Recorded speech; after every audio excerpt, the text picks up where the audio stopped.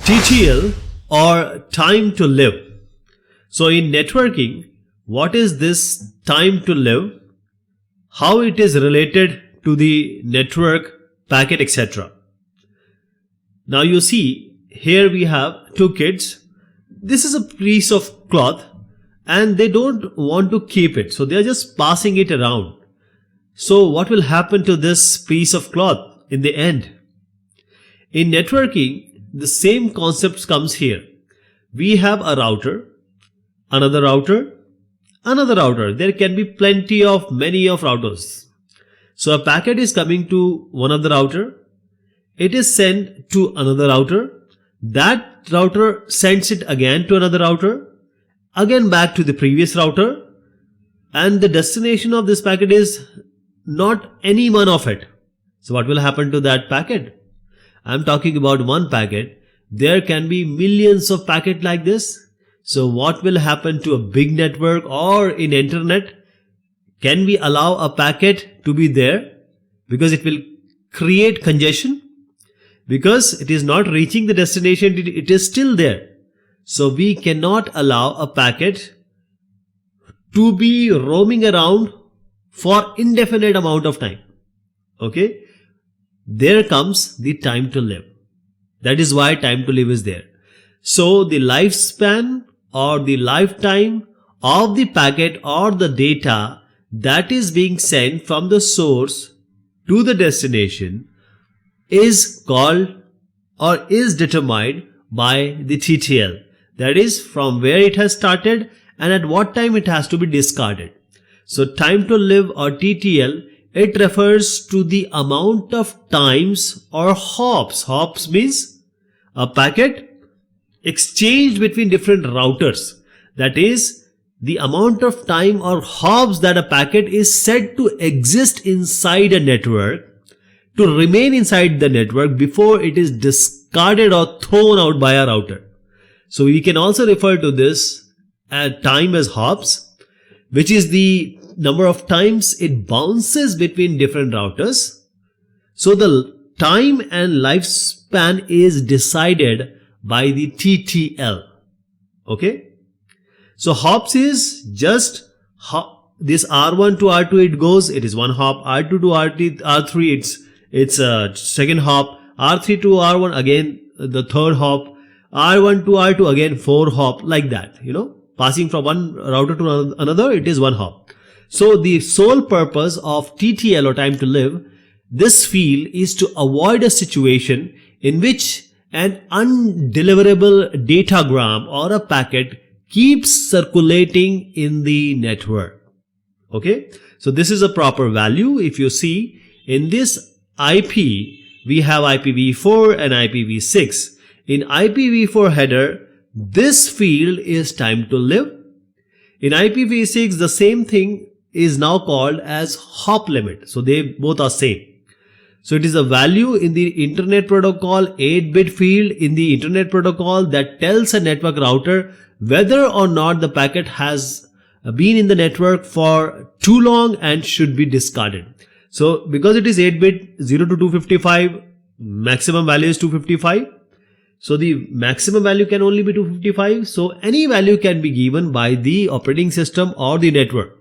So in IPv6, this TTL is now changed to hop limit.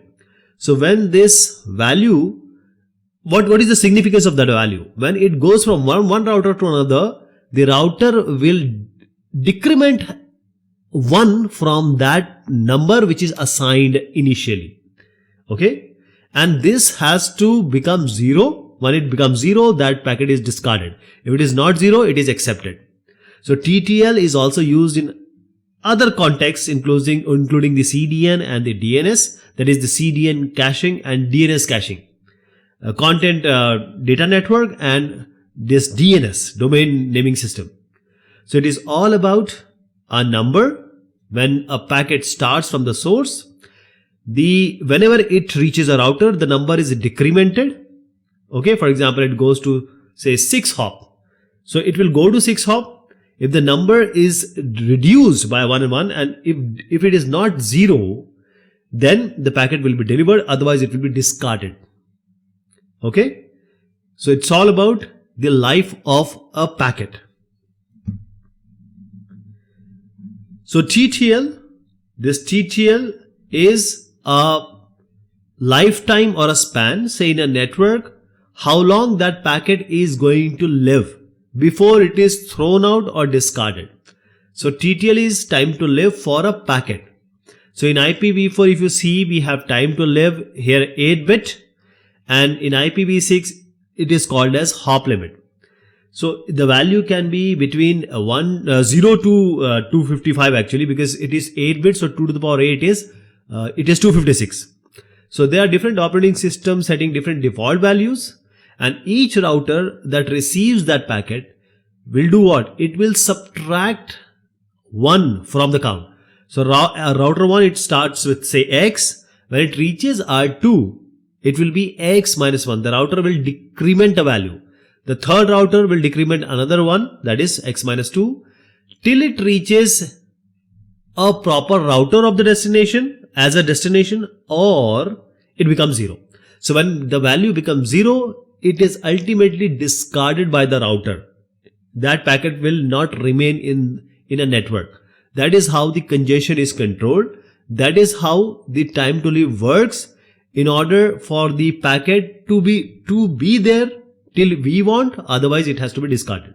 So if the count remains greater than 0, the router forwards the packet, otherwise it will discard it, and it will send what? It will send a ICMP, that is Internet Control Message Protocol message. This is 11 actually, the time exceeded. Back to the source system. This ICMP goes back to the system from where it was originated, and which may trigger a resend. The packet may be resent because of any reason the packet is not able to reach the destination. It is just roaming around without reaching the destination, so it has to be discarded, or it will reach its destination because it has to be resent. So there is only one thing you have to understand. Time TTL is a number, and it will be decremented whenever it reaches a router until it becomes 0, or it is actually submitted to the final destination. Now understand by the example. So this is a source, this is a destination. Now source will decide a number, that is there will be an 8-bit number. That number, for example, it is 255. Now when it reaches router A, the first router A will try to understand, whether it is for my network. If it is not, it will decrement a number and sends it to second router in the path. Now when it reaches there, router B will also see if it is for that router or that network, it will accept, otherwise it will decrement a number and send it to another router, the next router. So every router will do that, decrementing a number which is initially given by the previous router. Now when it becomes 0, if it becomes 0, it will be discarded, otherwise it will be given to the destination if it is not 0 and it reaches the destination.